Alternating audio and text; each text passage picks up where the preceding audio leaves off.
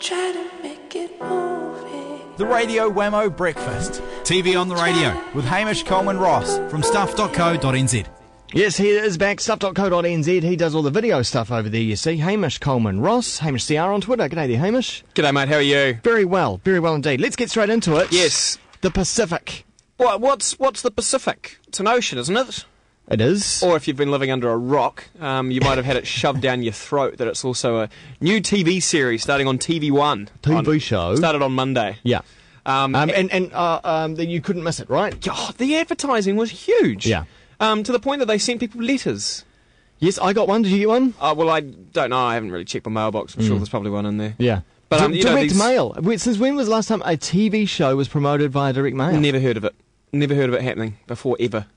Maybe letters from Blanchy could have done with something. it. Could have done with it, and that is the point. That is the point. Did the show need so much money spent on the advertising outside of TV? I think the answer to that is no, it didn't. Anybody that has seen Band of Brothers would probably agree that you'd love to see more. And that's exactly what the Pacific was. In fact, at the end of Band of Brothers, they hinted that they might be going to the Pacific. Yeah. So therefore, we've had almost 10 years of promotion for this show. Pretty much, yeah. And, having replayed the Band of Brothers series, and also, they were, not only did they play it on the Monday night in the time slot they've put Pacific, but they are also replaying it again in the weekends. Yeah. On TVNZ7, they've had a series of Pacific documentaries leading up to it. We've had magazine articles, billboards, magazine articles, a dogfight, a mock dogfight over Mission Bay, which I went to. Yeah, on the weekend. Was it good? Well, I was in excited. Wellington. I was like, because I didn't go to Warbirds over Warnock, I was like, I really want to see the airplanes. And they promised 2 Japanese fighters and a Kitty Hawk. What we got were 2 Harvards, which were training aircraft for New Zealand forces in World War II, and a Kitty Hawk. And I mean, it wasn't the best display I've ever seen by Warbirds, so I was quite disappointed once I got there, but they got their photo opportunity for the news. Of course. So then they promoted the Pacific during the news. That's right, absolutely.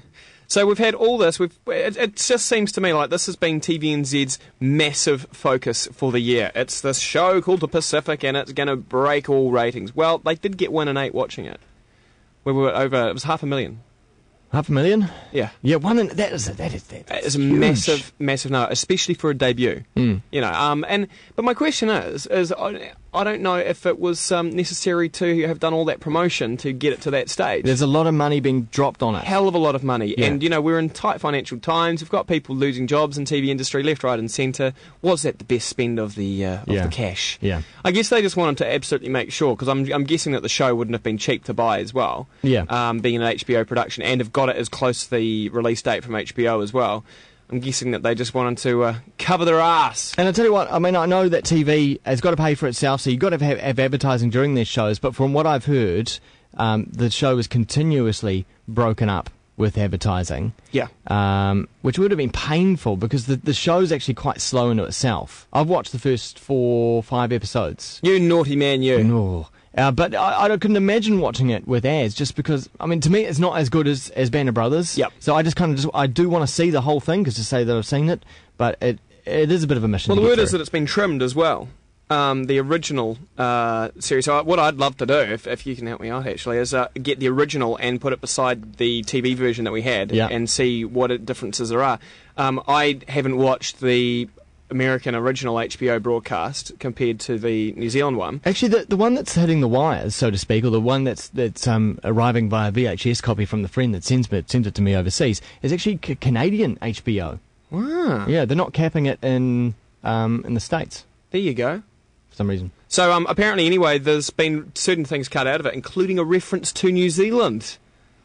Why? I know. Stay tuned. Yeah. I'm actually going to investigate that one, because I think it's disgusting, especially leading up to Anzac Day. Also, too, it's interesting to note the time that Pacific is coming on. It's coming on in a 2-week lead-up towards Anzac Day as well. If you can be very patriotic. You could go to Anzac Day one Sunday, and then Monday night sit down and watch Pacific. It's good that the story's being told, and there's a new generation of people who will know what happened in the Pacific during World War II. I think it's a good thing. Let's move on to a new show. Yes, Doctor Who. Doctor Who. Exactly, new Doctor. Yep. And now, new Doctor, if you're a Doctor Who fan, the new Doctor is kind of like, it's kind of like the special Christmas where you've actually got money. It doesn't happen every year, maybe once every 2 or 3 years. Yes. Every 4 years. Yeah. So it's kind of a special occasion. Well, everyone was like, "Oh, David Tennant, we really love David Tennant." Yeah, he had a huge following. Yeah. And I think the new Doctor too, being the youngest Doctor ever at age 26, was a big call, and people were sort of like, I'm not too sure how he would go. I thought he was great, and the whole look of the show is different. Yep. New interior on the TARDIS. Yep. They're shooting it differently. New writer. The whole thing looks different, but it actually reminds me more of like Doctor Who in the 80s. It does. Than it does watching the modern one. Because the writer, I'm going to forget his name right now, but the writer was a big fan and grew up with that stuff. Right. In the 70s and 80s, and really liked that style from back then. So that's what he's basing his writing on. Full credit to Russell T Davies for resurrecting the series and doing what he's done with it. And I think he, for all intents and purposes, he did a great job. But to me, it always felt a little bit too cartoony. Yeah. I mean, and I thought David Tennant's Doctor was very, very much a cartoon. Yeah. And that was great. But I think it's cool now that the show's right back into it. It's not proving that it's a new show, re-establishing itself. It's got its run. It's now got a new focus. Excellent. So it's really good, and it's huge in the UK. I've had a friend who just blew through London on his way to Cannes, France, as you do. Yeah. And he stopped in at one of these toy stores, and already you can buy the figurines of the new Doctor. They preempted that this was going to be huge, and he just said you can't move an inch in London at least without seeing Doctor Who on just about every corner. So and he's got a nice new assistant as well. He does. He does. Yeah, lovely. Scottish lass. Lovely girl who's about to get married. Did I ruin it all? No. Yeah. So that'll be coming up on Prime soon. Yeah, it's coming up on Prime. They're being really good about it. They're getting it over faster and quicker. I think end of the month it could be out. Yeah. Don't quote me on that, but on Prime. But it's coming up very, very soon. So check it out. Good on Prime for getting that too. Exactly. New music channel. Yes, new music channel. We talked briefly about it because I remember you asked me if I had heard about it. I hadn't. Talked to other people about it. Nobody heard a bloody thing. And then they just quietly announced that C4-2 is coming out. It's quite catchy, isn't it? Oh, I guess C42, so. C42, C42. Oh, I see some sponsorship opportunities. 42.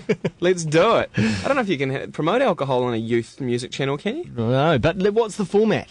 Well, the format's really basic. If you guys know Juice TV, which just plays music videos end on end, I'm imagining that it's going to be a lot like that. Except it'll be available on Freeview and in Sky. Well, from what I understand, it's got an alternative slant to it. Yeah, 30% New Zealand music, as you say. Yeah, 30%, which is great. And they've also made some kind of arrangement with PPNZ, who collect the royalties for such things. That rather than collecting royalties for the music that's played, the bands will get to have advertising for like their gigs or their albums or whatever, which I think is a really good move because I'm not sure that it could exist under any other way. Alternative music channels have been and gone. We've had Max TV in Auckland, there was Cry TV in Christchurch, Alt TV, of course, Max MTV in a certain sort of format as well. Absolutely. And they just haven't survived. So maybe this is a new way forward. Hopefully it can. It's certainly it sounds to me like it's going to be my default kind of channel when there's nothing else on. Maybe just have that in the background. Absolutely, and I think also too they said that they're not going to have any VJs. So there's no job. There's no new jobs going to be made out of this. If I was to set up a music channel, this is exactly how I'd do it. Why do you need presenters? You don't need presenters. Who cares? They're just people that get in the way of the music. Yeah, very much. Yeah. Actually, what do you do? What's going on? No. You're a variety show. All right. Yeah. You can't be that way. So, interesting initiative from MediaWorks, from TV Works more specifically, considering they've just made a giant cut in axing Sunrise, as we were talking about last week. But I think a new music channel. They seem to come around, every 3-4 years in New Zealand. So I guess it was time for another one. And so that'll be on Freeview. And it's on Freeview already. Is it? Yeah, I was checking through the channels the other day and they've already hooked it up. A test pattern of some kind. Yeah, Official launch on May 1st. May 1st. So they're launching it for New Zealand Music Month, which is a nice thing. And just very quickly, someone's created a Facebook group. They're always doing it. Yeah, bring back Sunrise, and I didn't think it was much of much, but they're actually they reckon that TV3 has made a dog's breakfast of programming with what they've replaced. So that's exactly what they want to give MediaWorks. They're encouraging. Yeah, Mr. Magnum PI. That's your competition now, bro. So they've got people sending in dog food, and they're going to take as much dog food as they can amass in the next 3 weeks and dump it on the steps of MediaWorks. They're then going to pick it up and take it away and give it to the SPCA. So I'm kind of wondering what the point is. But they want to go there to have a display of how they would love to see Sunrise back, and they really believe that they've got a shot. Good luck. I love the passion. Why don't you get your mates to tune in? The problem is that they could bring it back, but it'll only get 20,000 viewers, right? That's the thing. Tried and tested, done. That's it. Time to move on. Mm-hmm. Have any of them come knocking on your door here asking for jobs? No.